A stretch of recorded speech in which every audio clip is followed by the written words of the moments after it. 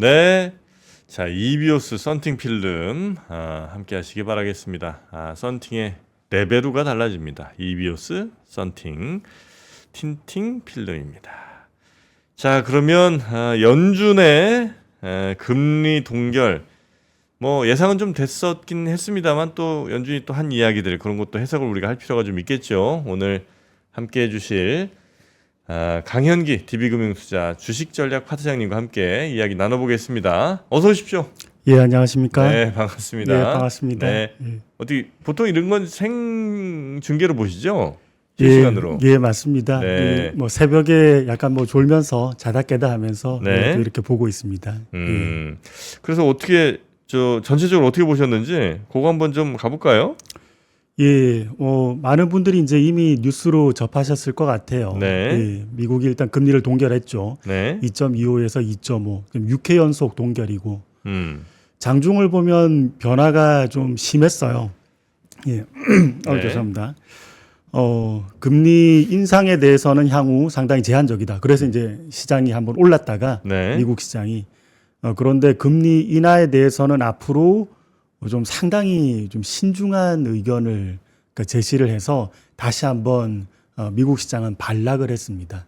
그러니까 올라가는 거에 금리 인상에 대해서 이제 가능성 거의 이제 잘라버린 거죠. 맞습니다. 올릴 일은 없다. 맞습니다. 예. 그럼 이제 대체로 이제 시장에서는 좋아할 거고. 예. 근데 이제 그러니까 금리 인하에 대해서 많이 좀 기대를 했는데 인하에 대해서도 조금 부정적으로 얘기를 한 거라고 생각하면 됩니까? 맞습니다. 네. 그래서 금리 인하에 대해서 상당히 신중하게 말씀을 하셨던 그 연준에서 그 이유가 인플레에 대해서 확신이 좀 이제 잡힌다는 그 확신이 좀 들지 않는다. 네. 예, 노동시장 그리고 물가 상승률 이 두 가지가 데이터 기반으로 봤을 때 아직은 좀 충분하지 않다. 이런 언급을 했습니다. 근데 저희가 요번에 저는 오히려 뭐 상당한 오히려 힌트를 줬다고 봐요. 누가요? 예, 연준에서 스스로. 그래요? 예, 저희가 사람을 평가할 때 그 사람의 말이 아니라 네. 그 사람이 지난 기간 했던 행동 그리고 지금의 행동을 보면 그 사람이 이제 그 다음 스텝에서 어떻게 할지 알 수 있거든요.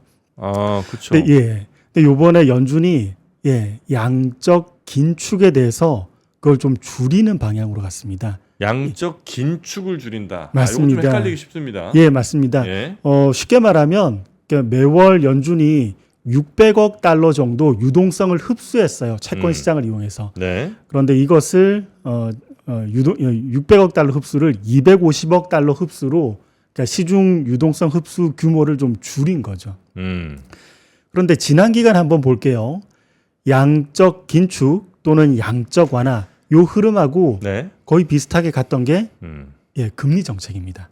예, 저희가 양적 완화했을 때는 저금리 네. 그리고 양적 긴축했을 때는 또 금리를 올리는 방향으로 같이 진행을 했죠. 네. 물론 이게 항상 시기적으로 일치하진 않는데 뭐 선제적으로 뭔가가 이루어질 때도 있는데 뭐 결론적으로는 같이 흐름을 이제 궤를 같이 했죠. 그럼 요번에도 한번 볼게요. 네.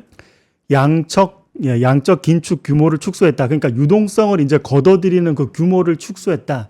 예, 요것은 결국은 향후에 금리 인하에 대해서 그 가능성을 열어두고 네. 선제적으로 어느 정도 포석을 둔 겁니다. 만약에 금리 인하 해버리고 양적 긴축 동시에 해버리면 양적 긴축 감축을 동시에 해버리면 네. 시중금리 변화가 너무 극심하게 일어나거든요. 그러니까 연준은 시장의 여러 변수들이 극심하게 움직이는 것도 항상 경계하기 때문에 네. 저는 사전적으로 포석을 깔아뒀다고 봐요. 예, 그리고 향후 금리 인하 그 여지에 대해서는 모든 건 다 데이터에 의존한다. 데이터를 이제 보고 저희가 이제 판단할 부분이 있다. 이렇게 이제 파월 의장도 언급을 하셨으니까 데이터가 중요한데 요즘 데이터에서는 그러니까 연준은 어느 정도 실물 지표를 보고 이제 얘기를 해야 됩니다. 신중하게 가야 되니까. 그렇죠. 예, 그런데 좀 선행적으로 움직이는 몇 가지 지표들은 좀 더 금리나 방향으로 조금씩 다가서고 있는 게 사실이에요. 예. 그래서 저희가 요번 연준 FOMC 너무 실망할 게 아니라 사전적으로 몇 가지 포석을 깔아뒀다. 요 의미로도 한번 해석은 해볼 수 있습니다.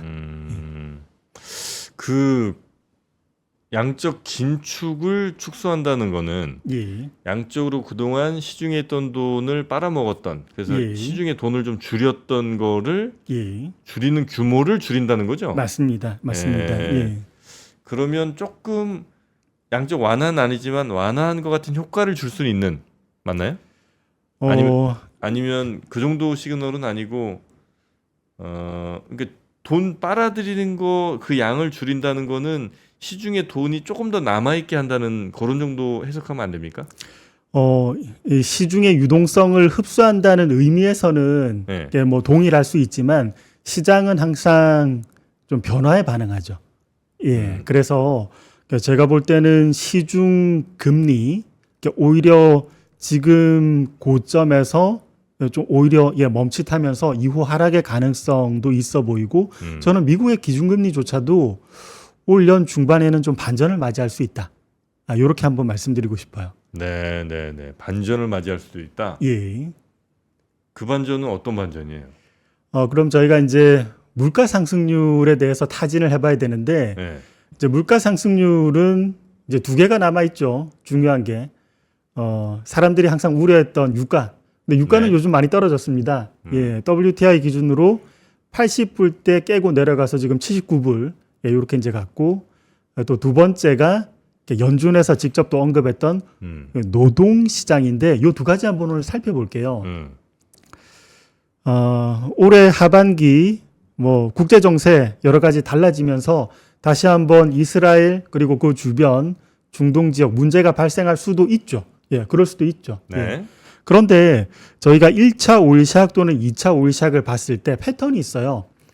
사전적인 굉장한 유동성 확대가 있고 나서 그 이후 오일샥이 오면 유가가 폭등합니다.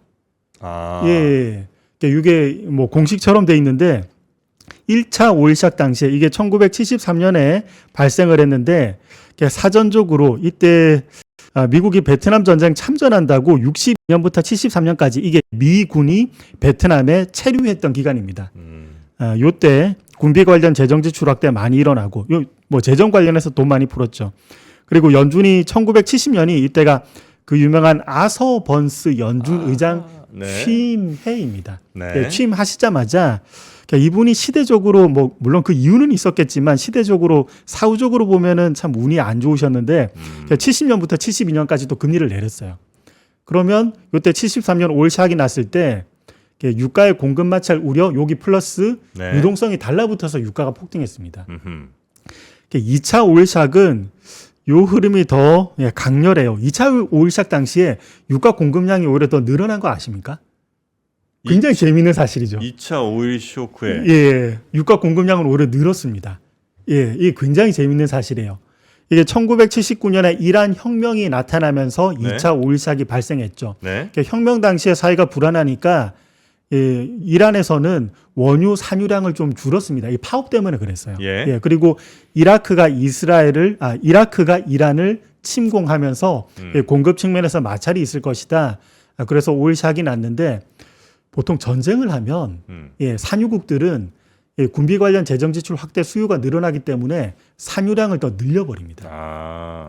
그리고 네. 이 당시에 또 아프가니스탄하고 소련하고 전쟁이었어요. 네. 여기에서도 원유 생산이 이루어지거든요. 여기에서도 원유 생산을 더 늘려버립니다. 아프가니스탄에서요? 맞습니다. 그리고 북해하고 멕시코만 1차 오일샥 당시에 강렬한 기억 때문에 네. 이제 해외 여러 지역에서 원전 개발을 하는데 이제 이 원유 시추에 대해서 네네네, 개발을 하는데 이때 이제 79년 언저리에 북해하고 멕시코만에서도 원유가 생산이 이루어져요. 그래서 원유는 오히려 기존보다도 공급량이 늘었는데 또 이 사전적인 유동성 확대가 좀 문제를 일으킵니다. 요때도 아서번스 연준 의장이 뭐 그 당시 이유는 있었지만 74년부터 77년까지 이 또 금리를 내려버렸어요. 네. 예. 그래서 이 유동성과 유가에 대해서 우려감이 버무려지면서 유가가 오히려 폭등을 했죠. 네, 근데 지금 네, 보면 네, 네. 지금은 고금리 상황을 계속 유지를 했습니다. 예. 그래서 올해 남은 중반 그리고 하반기 중동 지역에 뭐 일정한 뭐 마찰이 있을 수는 있는데 유가에 대해서 저희가 크게 걱정할 것까지는 없지 않을까. 예, 올샥에 대한 공식이 맞지 않다. 네네. 예, 그러면 유가 문제는 일단 뒤로 해줄 수 있고, 네. 자 그러면 파월 의장이 직접 언급했던 노동시장 한번 볼게요. 노동시장, 예, 뭐 미국이 팬데믹 이후에 공급망 재편 과정에서 일자리 많이 늘렸죠. 예, 각국에서는 미국의 일자리 많이 이제 만들었고, 그런데 이 노동력을 어떻게 보강을 했느냐? 보면 미국 쪽에서는 최근 5년간 미국에서 뭐 학교를 다 졸업하시고 노동시장으로 나오신, 그래서 이제 인력 수급이 이루어진 게 자연 발생적으로 미국인들에 의해서 노동력이 보충된 게 최근 5년간 4.7%. 예, 그런데 그러면 나머지 이 부족한 인력을 어디에서 충당했느냐? 예, 이민자입니다. 아래쪽에 회색 선으로 표시된. 예, 최근 5년간 이민자들이 노동력 시장에서 공급이 이루어진 게 22%. 예, 굉장히 노동 시장이 핫했죠. 예, 이민자도 많이 들어오고. 그런데 파월 의장도 언급했듯이 이 노동 시장이 문제긴 한데, 타이트한 노동 시장. 그런데 노동 시장이 타이트해짐에 따라서 이민자가 많이 들어와서 인력을 보충함에 따라서 문제가 된 건 결국은 노동 시장의 문제는 주택 문제로도 귀결이 돼요. 미국 쪽에 주택 소유자 공실률이 최근 1% 아래로 떨어졌습니다. 예. 그럼 되게 낮은 거 아니에요? 예, 굉장히 낮습니다. 네. 예. 이게 금융위기 이후에 트라우마 때문인지 미국 쪽에서는 실제로 주택에 거주하는 사람들이 실제 주택을 소유하고 있고 나머지 투기 목적으로 주택을 소유해서 좀 놀고 있는 집은 전체 1% 미만이라는 거예요. 아, 그냥 집이 없다는 거고 그냥 집 내놓으면 무조건 사람들이 다 들어와 산다는 얘기네. 그죠? 맞습니다. 예. 그러면 여기에서 이민자들이 최근에 노동력 공급, 일자리를 쫓아서 최근 5년간 굉장히 많이 들어오셨는데 네. 미국 쪽에 그러면 그분들 어디에 사시겠습니까? 그럼 주거비가 급등할 수밖에 없죠. 예, 노동시장 문제는 주택시장 문제로 결국 귀결이 돼요. 네. 예. 여기에서 이제 엎친 데 덮친 격이 있어요. 팬데믹 기간에 원가가 많이 올라갔지 않습니까? 네. 예. 그래서 노동이 많이 이제 공급이 이루어지고 이분들이 거주를 하려고 해도 주택 공급자 입장에서는 원가가 많이 올라갔는데 이게 집을 지어서 팔릴까가 좀 의문일 수 있으셨을 것 같아요. 예, 그래서 일시적으로 미국의 건설 지출의 주거지 부분을 보면은 이게 최근 몇 년간 주거지 건설 마이너스 증가를 보입니다. 예, 이게 집이 적절하게 공급이 이루어져야 되는데 원가 부담으로 이게 이루어지지 않은 거죠. 엎친 데 덮친 격. 그래서 주거비가 이제 많이 올라온 겁니다. 결국은 미국 쪽의 주거지 부분이 좀 더 이제 많이 짓기 시작하고 증가율이 플러스로 턴한 게 작년 하반기부터입니다.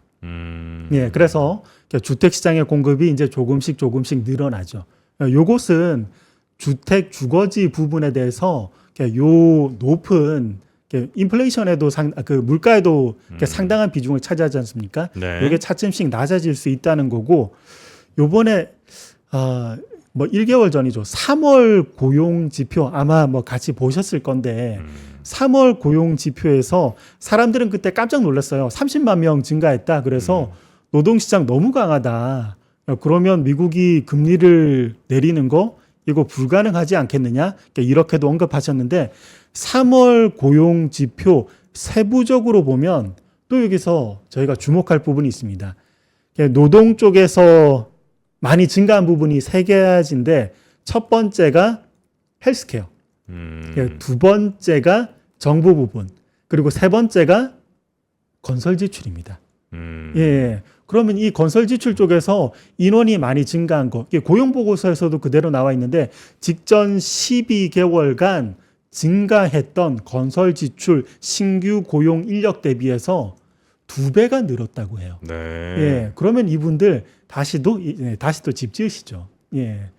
그러면 요 부분을 반영했을 때 향후 주거비가 하락할 수 있는데 정프로님 그거 아십니까? 미국 쪽에는 네. 한국은 주거비가 내려오기 위해서는 굉장히 오래전부터 아파트 건설이 이루어져야 돼요. 그래서 공급량이 좀 늘어나야 그리고 저희는 이제 아파트 건설이 좀 더 시간이 걸리거든요. 그렇죠, 그렇죠. 근데 미국 쪽은 단독 주택이 많습니다. 뚝딱하면 석 달 짓죠. 예, 그러니까 미국이 벽돌 주택은 정확하게 보셨어요. 90일 걸립니다. 예. 그런데 미국은 조립 주택도 많아요. 어. 조립 주택은 짓는데 얼마나 걸리는지 아십니까? 2주? 그건 너무 빨라요. 한 달? 예, 3주에서 6주 걸린답니다. 네. 작년 하반기 그리고 올해 또 이제 계속 건설 관련 인력이 늘어난 것. 요거를 생각해 보면 주거비는 향후 효과적으로 떨어질 가능성은 매우 높아 보여요. 금방금방 공급이 되니까. 맞습니다. 네. 예. 그래서 요즘에 클리브랜드 연준에서도 뭐 신규 주거비 이제 산출을 해주는데 신규 주거비 증가율은 마이너스로 터냈습니다. 예. 예. 요게 CPI에서 주거비가 포함되는 게 35% 그리고 미국 연준에서 보는 PCE 물가에서 주거비 포함되는 게 주거비가 20% 비중 차지하거든요. 네. 이게 최대 비중이에요. 최대 비중 이 주거비가 신규 주거비는 아직 포함이 되진 않았지만 네. 신규 주거비는 떨어질 가능성이 매우 높아 보입니다. 데이터상으로 이게 이제 연준은 좀 더 신중해야 되기 때문에 실물 지표로 판단하지만 네. 그러니까 선행적으로 움직이는 지표들은 물가 하락을 지지하고 있습니다. 그래요? 그렇게 되면 이게 미국의 물가 상승률이 떨어질 때 그리고 데이터 기반으로 판단한다고 연준이 직접 언급을 했으니까 그렇다면 제가 볼 때는 금리에 대해서는 연 중반으로 반전을 맞이할 수 있고 연준도 충분히 이걸 인식하셨을 거예요. 그래서 양적 긴축의 규모를 축소해 나가고 있는 거죠. 그 주택이랑 그러니까 제일 우려되는 게 이제 고용이랑 뭐 주택 요 정도인데 고용은 그러니까 이민자들이 들어오면서 빠르게 지금 채워가고 있고 그리고 주택은 사실 이민자들 들어오면 그게 제일 걱정인데 왜냐면 그들도 어쨌든 뭐 살 집이 있어야 되니까 맞습니다. 그래서 빨리 주택이 굉장히 부족한 상황이라 하여튼 계속해서 주택 쪽이 물가가 안 내려가고 있었는데 미국은 어쨌든 뭐 주택이라는 거는 공급이 훨씬 더 아주 탄력적으로 붙을 수 있는 그런 나라니까 맞습니다. 주택도 빠르게 아마 공급이 이루어지면 주택 쪽에서도 약간 그러니까 물가의 하방 쪽으로 좀 더 힘을 실어주는 그런 맞습니다. 일이 생길 것 같다. 맞습니다. 그렇게 됐을 때 이제 연 중반 저희가 가정을 해보면 지금 실질 금리가 미국이 기준금리 5.5 그런데 물가 3.5 빼면은 실질 금리 지금 2%대인데 네. 향후에 물가 상승률 더 떨어지면은 실질 금리가 최근 20년간 최고 수준으로 높아질 수 있어요. 이건 경제학적으로도 맞지는 않거든요. 네. 그래서 연 중반 반전의 계기가 나타날 수 있다. 그리고 연준도 사전적인 데이터는 뭐 저보다 훨씬 더 풍부하게 많이 보실 거니까 이걸 염두에 두고 QT에 대해서도 좀 손질을 하기 시작했다. 네. 요렇게 볼 수 있습니다. 너무 실망하지 마시자. 이렇게 판단합니다. 그러면 이제 어쨌든 연준도 그 지표들은 확인하고 뭐 금리 인하에 대해서 뭐 불을 지피든 뭐 하겠죠. 맞습니다. 네. 근데 지금 이제 이 물가 하락 속도가 되게 하여튼 안 따라주는 거잖아요. 그러다가 뭐 연말 내지는 뭐 내년 정도 지나서 조금 이제 하락하게 되면 어쨌든 그거 보고 금리 인하 들어갈 거 아니에요. 선제적으로 들어가진 않을 거고. 저희가 물가 수치로 보면 네. 작년 이맘때가 물가가 한 4%대에서 5%대. 굉장히 좀 높아요. 네. 그리고 지금은 3.5%. 근데 향후 주거비 하락까지 감안하면 뭐 이제 3% TV는 많은 분들이 또 보시니까 제가 상당히 이제 언급을 신중하게 해야 되겠지만 연 중반 미국의 CPI 2%대도 볼 수 있지 않을까. 전 이렇게 생각합니다. 2.89 뭐 이렇게 맞습니다. 뭐 이렇게 나온다. 그렇게 되면 몇 월에요? 연 중반으로 그것까지는 특징 짓기는 않겠습니다. 그러면 6, 7월 뭐 이 정도쯤? 맞습니다. 이렇게 되면 금리 인식에 대해서는 굉장히 많이 달라질 수 있을 지금이 거예요. 몇 프로죠? 지금 3.5. 3.5? 맞습니다. 미국. 3.5에서 2.8이나 2.9나 요 정도 찍으면 혹시 작년 그러면 중반쯤이 물가가 좀 높았나요? 작년? 맞습니다. 예. 6월 뭐 이럴 때. 예, 맞습니다. 아, 그럼 이제 상대적으로 어쨌든 작년 대비 그렇게 높게 유지하기는 좀 쉽지 않을 테니 예. 조금 밑으로 예. 볼 수 있지 않겠나라는 기대를 하신다는 거죠. 맞습니다.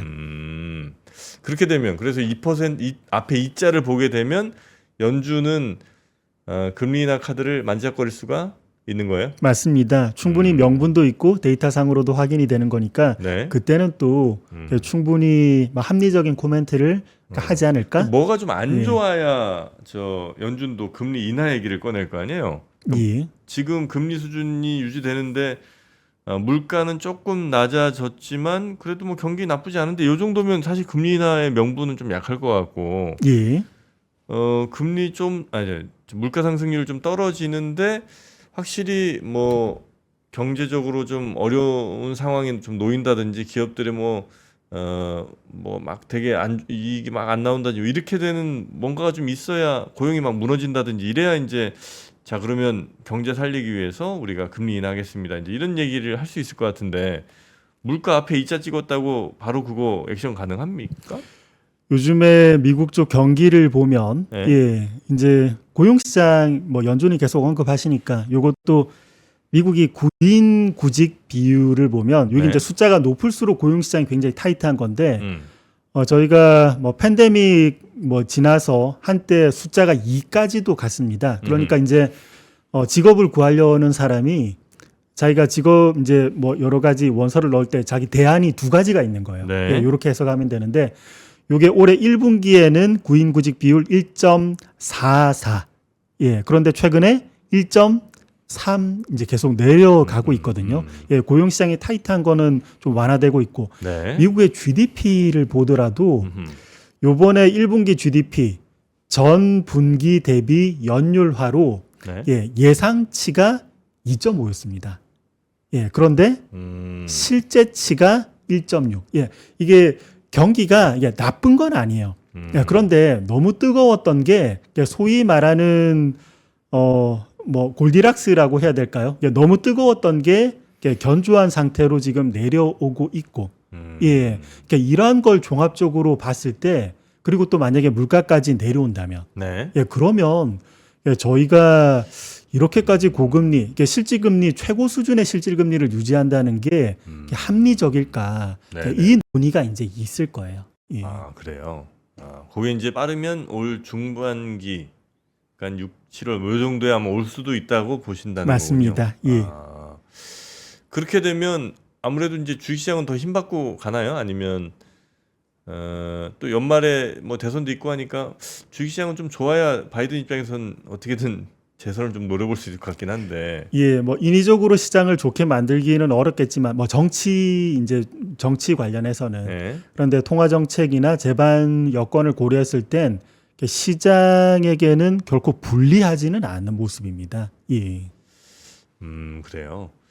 좀 그런 금리 인하의 움직임 혹은 뭐 이제 물가가 안정되는 움직임이 보여지면 미국이나 우리나라도 주식시장 입장에서는 뭐 나쁘지 않을 것 같고요. 맞습니다. 네. 예. 그리고 또 다른 변수 있다면 뭐 중국 정도 변수 되나요? 아니 중국은 이제 변수에서 제외할까요? 중국이 요즘 다시 변수로 떠오르고 있죠. 네. 예, 중국이 이제 또 저희가 4월 마지막 주 월요일 날 그때 중국에서 또 몇몇 지방 정부에서 뭐 청두시 뭐 이러한 지방 정부에서 부동산 규제 완화책 발표하고 네. 중국 쪽에서는 그 관련주들 뭐 상한가 기록하기도 했지 않습니까? 예. 근데 중국 쪽이 의외로 변수가 될 수 있을 것 같아요. 근데 여기에서 앞서는 제가 이제 미국 쪽은 예상치 대비해서 실제치가 좀 저조한, 뭐 아주 뭐 저조하지는 않았지만 너무 뜨겁지 않은 상태, 뭐 스위스팟 뭐 부분으로 내려오고 있는데 오히려 중국은 예, 지금 GDP가 서프라이즈가 나고 있어요. 네. 중국이 GDP가 1분기 예상치, 전년 동분기 기준으로 예상치가 4.8이었습니다. 그런데 중국이 이번에 발표한 GDP는 5.3이었어요. 네. 예. 요게 이제 긍정적인 서프라이즈가 난 건데, 정프로님 혹시 뭐 이분 한번 들어보셨습니까? 리처드 번스타인. 번스타인. 예, 예. 예. 리차드잖아요. 예, 맞습니다. 어렸을 땐 리키라고 그랬었죠. 예.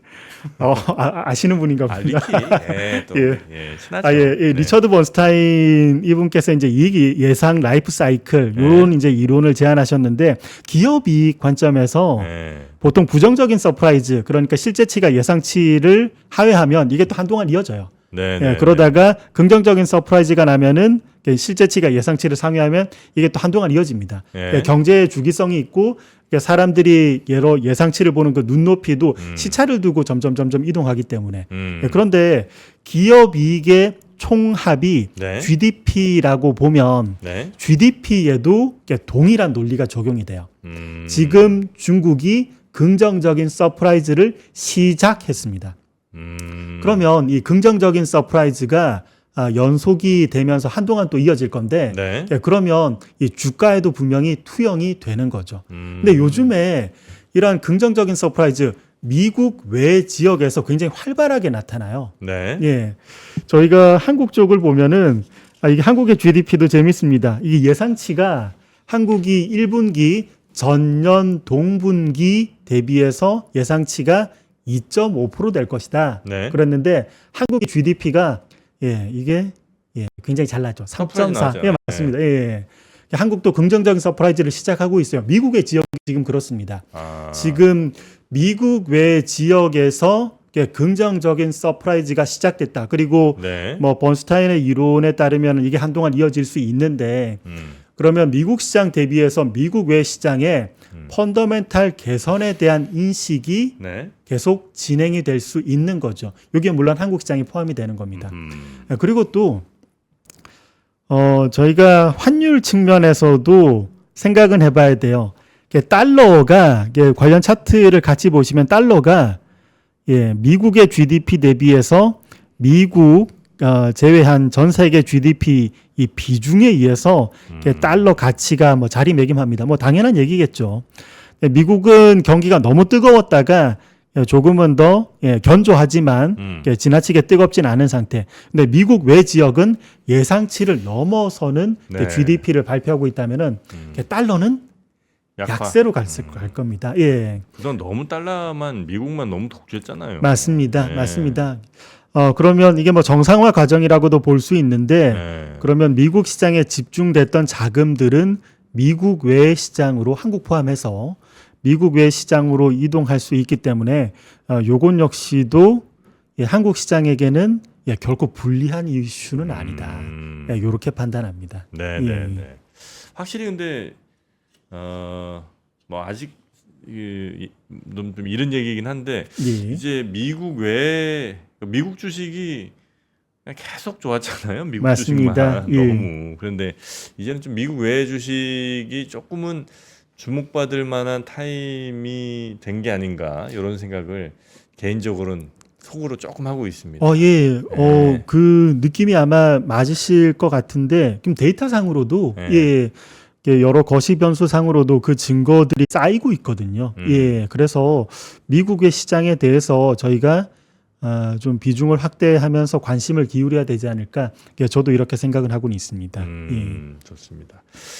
자, 그러면 중국도 조금은 지금과는 다른 모습을 이제 보여주고 있는 것 같고, 우리라든지 뭐 다른 미국 외 국가들이 실적이 조금 좋아지는 것 같은 그런 느낌이 좀 드는데, 요때는 그러면 어떤 국내 주식에 좀 얘기하자면 미국 주식은 이제 또 시간이 좀 있으니까요. 국내 주식으로 따지자면 어느 섹터가 조금 더 힘을 받을 거라고 혹시 판단하시는지 그거 좀 얘기해 주실 수 있을까요? 뭐 국내 이슈 뭐 첨언해서 말씀드리면 오늘 뭐 밸류업 관련해서 또 뭐 세부안도 오늘 언급 예정이고 한데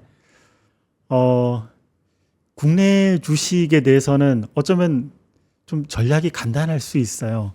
요즘에 4월 30일 저희가 5월 1일 저희 이제 노동자 그 좀 쉬셨던 그 전날까지 환율이 1,380원 선에 머물렀거든요. 근데 이 1,380원 선 이상에서 코스피를 매수하면 한 1년간 보유했을 때 정프로님 이때 플러스가 수익률이 플러스일 확률이 얼마인 줄 아십니까?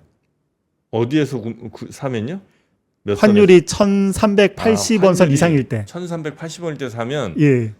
1년 보유했을 1년 때 보유했을 때. 얼마를 먹게 되는 먹을 그- 확률이 얼마나 예, 되느냐? 예. 승률이 얼마냐? 약 83% 봅니다. 아, 비슷한데 조금 더 예, 높습니다. 94%. 예. 그래요? 예. 그리고 예, 또 조사를 해 보면 네. 환율이 1,380원 선 이상일 때 매수했을 때 평균 수익률이 1년간 평균 수익률이 50%예요. 예. 아. 그리고 최대로 많이 났을 때가 수익률이 220%. 그리고 가장 작게 났을 때가 마이너스가 날 수는 있는데 마이너스 7%입니다. 마이너스 7%면 그 정도면 예, 투자자들은 충분히 감내하실 수 있을 것 같아요. 예. 아니 그- 그 1,380원 위에서 사면 그러니까 예. 1,390원, 1,400원 이렇게 사면 이제 거의 먹었다는 거잖아요. 맞습니다. 그때 주식을 사면 예. 그래요? 예. 이게 그 내재하는 그 메커니즘이 두 가지가 작동하는데 네. 우선은 한국이 수출 경기입니다. 예. 저희가 1,380원 선 요즘엔 워낙 자주 봐서 이게 뭐 일반적인가 하는데 보통 이 정도 높은 환율은 대략 한 11년에서 14년 만에 한 번씩 와요. 예, 예. 굉장히 드문 환율입니다. 네. 그러면 이게 환율이 높았을 때 수출 가격 경쟁력이 높아지죠. 예. 일본은 엔화를 약세로 만들기 위해서 노력을 했지 않습니까? 예, 인위적으로. 그래서 굉장히 많은 재원이 쏟아 부어졌는데 한국은 예, 어쩌다 보니까 환율이 이렇게 예, 약화가 돼 있습니다. 예, 그래서 네. 저희에게 수출주가 간단하게는 수출주가 굉장히 유리하다. 예. 그리고 환율이 이 정도로 높이 있다면 이후에는 차후로 앞서도 뭐 GDP 언급도 드렸겠지만 좀 정상화 차원에서 환율은 또 내려올 수 있는데 점진적으로 조금씩 그러면 외국인 입장에서는 네. 환차 이익을 얻게 됩니다. 예, 그렇게 되면 해외 수급까지도 집중될 수 있죠. 제가 뭐 외국인이라면 여러분 보시듯이 네. 저는 뭐 외국인은 아닙니다. 그래도 외국인의 이제 어떤 그 투자 심리 또는 환경을 고려했을 때 네. 한국에서 간단하게 대형 수출주 예, 이거 매수하면 승률 면에서 그리고 수익률 면에서 네. 압도적으로 유리합니다. 제가 그러면 그거 약간 반대된 얘기 하나만 마지막으로 체크하고 예. 마무리하도록 하겠습니다. 예. 과거에는 뭐 1,000원, 뭐 1,050원, 1,100원 뭐 이런 게 이제 우리 기본적인 환율 예. 그 라인이었다가 1,380원 막 이렇게 되면 예. 그러면 이제 워낙 그 환율 차가 빵 뛴 거니까 거기서는 다시 이제 1,100원, 1,050원 이쪽으로 가려는 압력이 이제 강해지니까 환율이 더 아랫방향으로 강하게 갈 거라 결국 이제 외국인들도 그런 의미로 이제 들어오는 경우가 많을 거고요. 그래서 이제 주식이 승률이 그만큼 이제 높았다면 예. 그리고 이제 그런 경우도 많지도 않았고요. 예. 그런데 지금은 이제 1,200원, 1,300원이 그냥 거의 뭐 뉴노멀인 것처럼 돼 있는 상황이기 때문에 1,380원이 됐다고 해서 여기에서 과거에 그랬던 것처럼 승률이 높아질 거냐면 그게 아니고 적어도 지금 상황이면 한 1,400원, 1,500원 정도는 돼야 이제 과거에 1,380원에서 먹었던 그 확률로 비슷하게 우리가 비교할 수 있는 거 아니냐. 전 그렇게 생각이 듭니다, 갑자기. 예. 저희가 환율에 대해서 이게 뭐 적정 환율이 어느 거냐는 굉장히 논란이 많은 부분이니까 환율의 방향으로 한번 말씀을 드려볼게요. 네. 환율이 지금까지 높이 유지됐던 건 결국 미국의 금리 인상 때문이었죠. 예. 그리고 지금 연준은 이제 서서히 QT부터 조율을 하고 네. 있습니다. 네. 예. 요렇게 되면 예, 여러 가지 통화 정책 면에서는 약간은 더 예, 달러 약세, 예, 원화 강세 쪽으로 가야 돼요. 그리고 또 경기 서프라이즈, 긍정적인 서프라이즈가 계속 이제 한국 쪽, 중국 쪽 이렇게 나고 있기 때문에 네. 펀더멘탈 관점에서도 환율은 조금씩 아래 방향으로 갈 수 있습니다. 물론 환율이 뭐 어느 정도까지 떨어질 것이냐, 요건 좀 다른 문제긴 한데 네. 그럼에도 불구하고 예, 지금 환율에서 상당히 유리하고 환율이 방향성만큼은 이렇게 점진적으로 아래로 갈 가능성이 높다. 요것은 저희가 예. 아니, 투자 저도 전략에서 그래서 굉장히 예. 염두는 둬야 될 것 같아요. 네, 저도 예. 그렇게 생각을 해서 환율은 밑으로 갈 것 같긴 한데 예. 그럼 이제 그 밑으로 간다는 게 뭐 1,100원 이렇게 가진 못할 것 같고 예. 가봐야 뭐 진짜 모르지만 그냥 느낌적인 느낌입니다. 뭐 예. 1,380원 뭐 이렇게 갔다가 뭐 1,350원, 1,320원, 1,300원 요 정도까지는 갈 것 같긴 한데 예. 그러면 과거에 막 그 올라갔다가 환율 올라갔다 떨어질 때 그 사람들이 높은 확률로 주가가 막 올라갔던 그것과 비교하자면 너무 그 아래로 떨어지는 그 폭 자체가 좀 기대폭이 너무 적은 거 아닌가 하는 생각을 이제 좀 살짝 해봐서 여기에서 예. 정프로님, 예. 여기에서 한 가지 더 언급을 드리면 네. 좋을 것 같아요. 또 시청자분들도 짧게만 가겠습니다. 맞습니다. 예, 네. 일본의 사례, 일본이 엔화가 약했죠. 음. 예, 계속 약했는데 도이대 주가 굉장히 잘 갔죠. 예, 엔화가 점진적으로 뭐 강세로 가면서 해외 수급이 뭐 이렇게 들어와서 이런 게 아닙니다. 이 높은 엔화가 약세에 계속 머물면서 여러 수출주들이 펀더멘탈 그리고 실적이 좋아지면서 주가가 올라가는 것만으로도 충분히 매력을 느끼기 때문에 또 수급이 많이 들어온 거죠. 그래서 제가 볼 때 환율이 급진적으로 많이 저희 원달러 환율이 급진적으로 내려와서 환차익을 노리고 들어오는 수급 요거는 네네. 뭐 부차적인 문제고 저희 원화가 약했을 때의 펀더멘탈 개선 요것도 알겠습니다. 상당히 포커스를 맞춰야 된다. 네. 이렇게 봅니다. 알겠습니다. 예. 자, 오늘 좀 매크로적인 이야기, 특히 그 미국 FOMC 관련돼서 좀 분석을 해주신 DB금융투자의 강현기 주식전략 파트장님과 함께했고요. 아침 뭐 여러 질문들 또 소화해 주시느라 고생 많았습니다. 고맙습니다. 감사합니다. 또 뵙겠습니다. 예. 자, 오프닝벨 시작할 시간인데 제가 너무 질문이 많았네요. 네, 바로 오프닝벨 시작하도록 하겠습니다. 저는 내일 아침에 다시 뵙겠습니다. 함께해 주신 여러분 고맙습니다. 박근영, 이선영, 서경인, 염승환 투자 마스터들의 세심한 케어로 건강한 투자 습관을 만드세요. 3프로 멤버십 3프로 앱에서 확인하세요.